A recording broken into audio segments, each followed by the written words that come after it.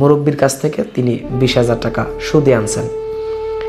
প্রতিদিন তাকে 200 টাকা দিতে হবে, 200 না যেন 400-র কথা বললো এরকমটা আর কি, প্রতিদিন তাকে দিতে হবে সেই টাকার বিনিময়।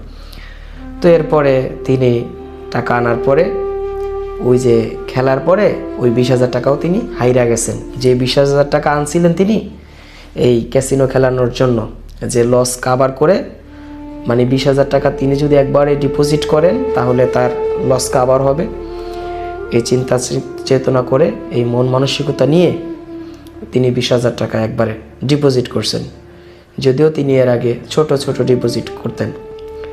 এখন ওই যে প্রতিদিন সুদের টাকা দিতে হয়, এখন সুদের টাকা দিতে দিতে দিতে দিতে দিতে মানে তার এমন একটা অবস্থা হয়েছে, তিনি নাকি 2 লাখ টাকার উপরে তারে দিয়েছেন ওই যার কাছ থেকে 20,000 টাকা সুদে আনছেন। এরপরে ওই যার কাছ থেকে সুদে আনছেন সে মুরব্বী লোক, নামাজ পড়েন এবং ধর্মের কথাও বলেন।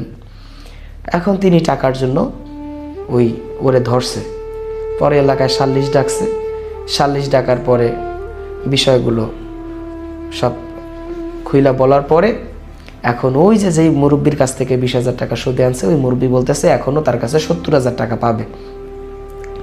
তো ওই ছেলে বলল যে আমার তো 2 লাখ টাকার উপরে দেওয়া হয়েছে।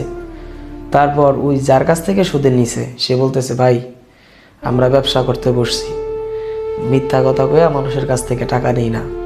তো এরপরে সাল্লিশি রায় হইলো, তো 70,000 টাকার যায় 50,000 টাকা দিয়া তার কাছে ক্ষমা চাই আইছে। কার কাছে? ওই যার কাছ থেকে সুদ আনছে ওই বাকি 20,000 টাকা তার কাছ থেকে ক্ষমা চায়া আইছে। এই দেখেন এই হলো সুদের অবস্থা।